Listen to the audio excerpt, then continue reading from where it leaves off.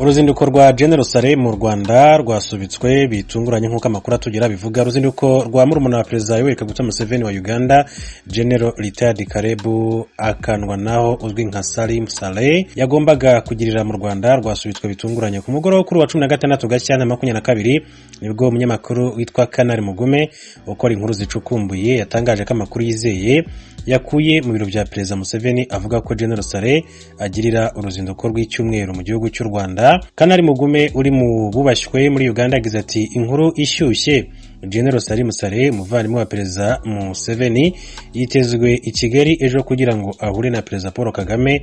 Abantu bizewe mu biro by'umukuru w'igihugu babivuze. General Saleh azamara i Kigali icyumweru. Mu masaha 4 y'ijoro uyu munyamakuru Kanari Mugume yatangaje andi makuru mashya yuko uruzinduko rwa General Saleh rwasubitswe rwimurirwa ikindi gihe. Ata makuru mashya uruzinduko rwimuriwe ku yindi tariki. Ntabwo impamvu y'isubikwa ry'uruzinduko yamenyekanye, ariko ikizwi nuko Perezida Kagame atari mu Rwanda, yagiye kwitabira inama ihuza umuryango umwe bw'Uburayi n'Afurika y'umuryango yunze ubumwe irabera mu Bubiligi guhera ku itariki ya 17 Gashyantare 2022. Mukuru w'igihugu akaba yabanje kunyura mu gihugu cy'Ubudage. Uruzinduko rwa General Saleh rwari rugiye gukurikira rw'umuhungu wa Perezida Museveni, Lieutenant General Muhoozi Kainerugaba, yagiriye mu Rwanda ku itariki 22 Mutarama 2022. Icyo gihe ahura na Perezida Paul Kagame baganira ku buryo ibihugu byombi bitagicanwaka byakwiyunga. Kuza kwa General Saleh kwa Kainerugaba kwatumye leta y'u Rwanda ifungura umupaka wa Gatuna yari imaze imyaka 3 ifunze, gusa itangaza ko izakomeza gukurikirana irebe niba Uganda yubahiriza ibyo yasabwe kugira ngo uyu mubano wongere ube mwiza nk'uko wahoze. General Salim Saleh nk'umwe mu bafite ijambo rikomeye ku butegetsi bwa Perezida Museveni kuva mu bihe bya mbere, yitezweho kwihutisha intambwe ziganisha ku kunagura uyu mubano mu gihe yagera mu gihugu cy'u Rwanda. Tukivuga kuri uruzinduko kandi witwa Kakwenza wahunze igihugu cya Uganda ahamya ko General Saleh azaza mu Rwanda kumushakisha. Yabigarutseho uyu mwanditsi w'ibitabo wo muri Uganda uherutse guhunga. Kakwenza Rukirabashayija ahamya ko General Retired Karebu akundwa naho uzwi nka Salim Saleh yaza mu Rwanda kumushakisha. Ku itariki ya 16 Gashyantare umunyamakuru Kanari Mugume wa televiziyo NBS yatangaje ko abakora mu biro by'umukuru w'igihugu bizewe ngo bari bamuhaye amakuru yuko uyu murumuna wa Perezida Museveni, General Saleh, agira uruzinduko rw'icyumweru mu Rwanda ku itariki ya 17 Gashyantare. Uyu munyamakuru mu ijoro kandi yongeye no gutangaza ko uruzinduko rwa General Saleh rwasubitswe nk'uko twagiye tubigarukaho.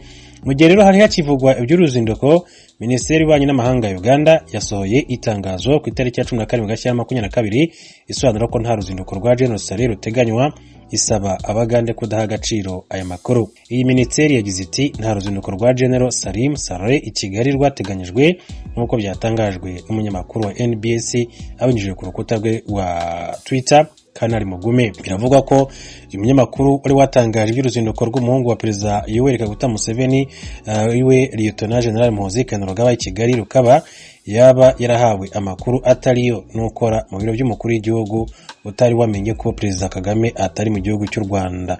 Ikinyamakuru The Monitor cyatangaje ku rubuga rwa Facebook ko iyi minisiteri yanyomoje aya makuru, maze Kakwenza mu mwanya w'ibitekerezo avuga ko uruzinduko rwa General Saleh ruzaba mu ibanga, ngo akazaba aje kumenya niba ari mu Rwanda cyangwa se yarahanyuze akomereza mu kindi gihugu. Kakwenza yagize ati uyu munyabyaha utagira ishusho azagira uruzinduko rw'ibanga gusa kugira ngo amenye niba ndi mu Rwanda cyangwa se narahanyuze. Kakwenza watorotse mu gihe yaburanishwaga ku cyaha cyo gutuka Perezida Museveni na General Kainerugaba aherutse gutangariza Al Jazeera ko yabanje kuba muri Malawi mbere yo kwerekeza mu Budage aho yagombaga kwivuriza inyuma yo gukorerwa icurabozo aho yari afungiwe. Kuko yarageze mu Rwanda, General Kainerugaba aherutse kuvuga ko yahamagaye Perezida Kagame abimubazaho, nawe amusubiza ko uyu mwanditsi atari mu iki gihugu cy'u Rwanda. Ni General Kainerugaba muhungu wa Perezida Museveni wari wagiye ubigarukaho icyo gihe. Mu makuru yanajyanye n'ubuzima, ibihugu 6 bya Afurika bigiye guhabwa ikoranabuhanga ry'inkingo za COVID-19. Umuryango mpuzamahanga wita ku buzima OMS ku bufatanye n'umuryango w'ubumwe bw'Uburayi n'Afurika yunze ubumwe byemeje ibihugu bya mbere ku byo ku mugabane wa Afurika bizahabwa ikoranabuhanga rya mRNA rizabifasha kwikorera inkingo z'icyorezo cya COVID-19. Ibihugu byatoranyijwe ni Misiri, Kenya, Nigeria, Senegal, Afurika y'Epfo ndetse na Tunisia. Iki cyemezo cyafatiwe mu nama irimo guhuriza abahagarariye ibihugu bigize umuryango umwe bw'Uburayi, umuryango wa Afurika Bunze Ubumwe, Bruxelles mu Bubiligi, gihagarariwe n'umunyamabanga mukuru w'umuryango w'abibumbye ishami ry'ubuzima Dr Tedros Adhanom Ghebreyesus, Perezida Emmanuel Macron w'Ubufaransa, Perezida Cyril Ramaphosa wa Afurika y'Epfo na Charles Michel w'inama y'umuryango umwe bw'Uburayi ndetse na Ursula von der Leyen wa komisiyo y'umuryango umwe bw'Uburayi.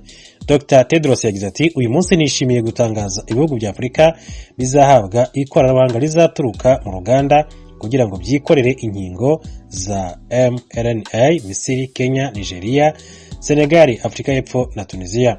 OMS izakorana n'ibigo na leta muri buri gihugu mu kunoza gahunda yo guhugura no gukora inkingo hashingiwe ku bikenewe ndetse n'ubushobozi nk'uko bagiye babigarukaho. Tujye noneho mu Rwanda, aho abahinzi b'umuceri mu gishanga cya Nyabarongo kiri mu murenge wa Kigali mu karere ka Nyarugenge barira kwarika nyuma yaho umuceri wabo urengewe n'imyuzure kubera umugezi wa Nyabarongo n'andi mazi aturuka ku mazu y'abaturage. Eric bagira ubusa. Kugera ku gishanga cya Nyabarongo mu murenge wa Kigali mu karere ka Nyarugenge cyari gihinzemo umuceri biragoye kumenya niba koko aho hantu hari hahinzemo icyo gihingwa. Hahindutse nk'ibyuzi by'amafi kubera amazi akomoka ku biza byibasiye ako gace. Bwana Tanazi Munyankera ni umuhinzi mworozi wo mu murenge wa Kigali, nawe yari yarahinze umuceri muri icyo gishanga, aba muri koperative Intsinzi Kigali.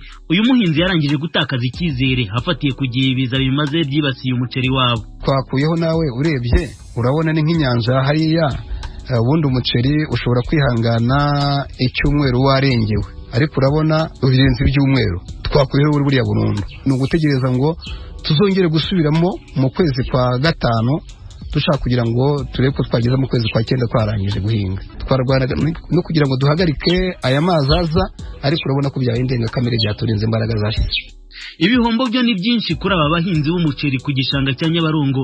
Bwana Munyankera wenyine avuga ko yari yarashoyemo amafaranga asaga miliyoni 4 z'amanyarwanda muri iki gihembwe cy'ihinga. Ibyo Bwana Munyankera avuga ni nabyo koperative Intsinzi Kigali yemereye Ijwi rya Amerika. Tuvugana na Bwana Cyprien Uwize Mwabo yatubwiye ko ku rwego rwa koperative bari barashoye amafaranga asaga miliyoni 20 z'amanyarwanda.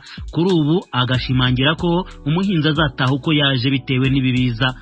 Cyarabonetse ntabwo tuvuga ngo umuceri ngo tuzongera ngo dusube ngo tujye kubagara. Urumva byararangiye, Nyabarongo yaraje arengera ishyiramo amasuri. Icyo gishanga twari twagera kuri kategori yo kugifatira ubwishingizi bitewe n'uko turahinga buri gihe tugahomboka buri uko werekana ibyo ukora kugira ngo ubone ubwishingizi.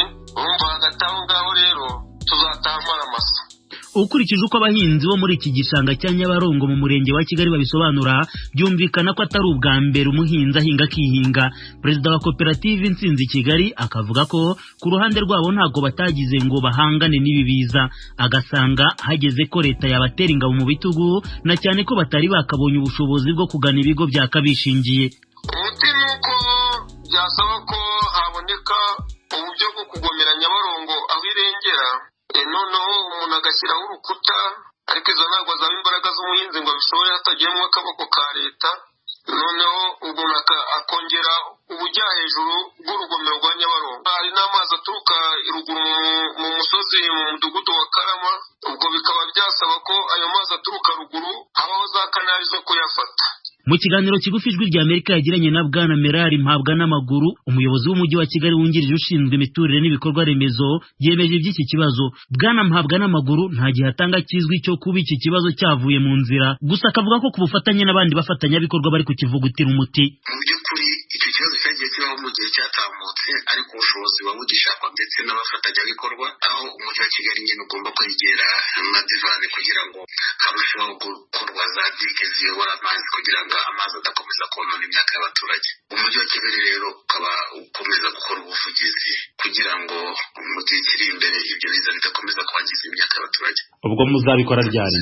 Mu by'ukuri ibyo kubikora ni uburyo bwo guhozaho, kuko muri iki gihe turi guhura n'ibiza bikomeye biterwa n'amazi y'imvura, kuko uretse n'imyuzure iba mu bishanga, dufite ahantu hatandukanye mu mujyi wa Kigali naho haba hari imyuzure, ndetse rimwe na rimwe bikaba binagira n'ingaruka no ku bikorwa remezo biri gukoreshwa mu mujyi wa Kigali. Ingamba zo guhangana n'ibyo bibazo ziri mu buryo burambye. Nubwo bimeze bityo ibiza bikomeza kubakoma mu nkokora, abahinzi b'umuceri baracyashikamye. Umuhinzi ni nk'umubyeyi, ntabwo wapfusha ngo ureke kubyara. Tuzongera tujye muri ibyo bihombo kubera ko umwuga wacu ni ubuhinzi, gusa tugize umugisha tukabona nk'umuterankunga cyangwa tukabona nk'abandi bantu nka leta igashyiramo imbaraga ikatwunganira, yadufasha kugira ngo dusohoke muri ibi bihombo duhura nabyo buri munsi, mu rwego rwa tekinike, mu rwego rw'ubufasha bwashoboka, kubera ko leta ari umubyeyi, kugira ngo n'ubundi turebe ko tutagomeza guhama muri urungabangabo. Turakomeza dukambakambe, tugerageze turebe ko twakwigira imbere, ariko tuguye hasi ku buryo duhombye aho twagomba kugenda umunsi umwe tugiye kwagenda imyaka. Tuzagerageza kugeza tubonye insinzi. Si ku nshuro ya mbere aba bahinzi b'umuceri bahura n'ibibazo nk'ibi. Mu nshuro 5 bamaze kuwuhinga, 3 muri zo ntacyo basaruye. Aba bariyongera ku bandi bahahinga imboga nabo bazataha amaramasa. Icyakora ku bahahinga ibisheke bo haracyari amahirwe ko igihe ibiza byacisha make, ibisheke byabo bitazangirika cyane. Uretse kuba ibi biza bikomoka ku mugezi wa Nyabarongo ufatanyije n'uwa Nyabugogo, nta wakwirengagiza umudugudu uri ku musozi wa Karama utera imbere umunsi ku wundi kubera amazi aturuka ku nyubako ndende zihazamuka.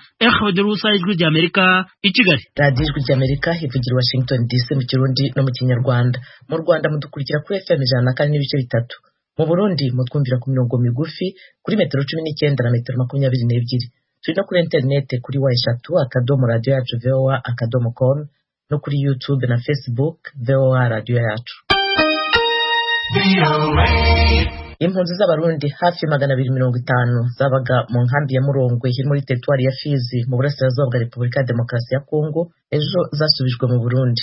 Izi mpunzi zivuga ko umutekano muke zahuraga nawo ari wo watumye zitahuka. Inkuru y'umunyamakuru w'Ijwi ry'Amerika Vedaste Ngabo uri Uvira. Aba barundi bahungutse ku manywa kuri uyu wa kane babifashijwemo n'ishami ry'umuryango w'abibumbye ryita impunzi rya ASER, bavuga yuko impamvu z'umutekano mu kurangwa muri teritwari ya Fizi utegwa n'imitwe yitwaje ibigwanisho ariyo yatumye zivunguka. Bimenyimana Yanike na Nduwimana Eric bavuye mu nkambi ya Murungwe bagiye mu ntara y'Ibitoki. Impamvu tumye mpunguka hariya ntabwo twari dufite umutekano ukwiye.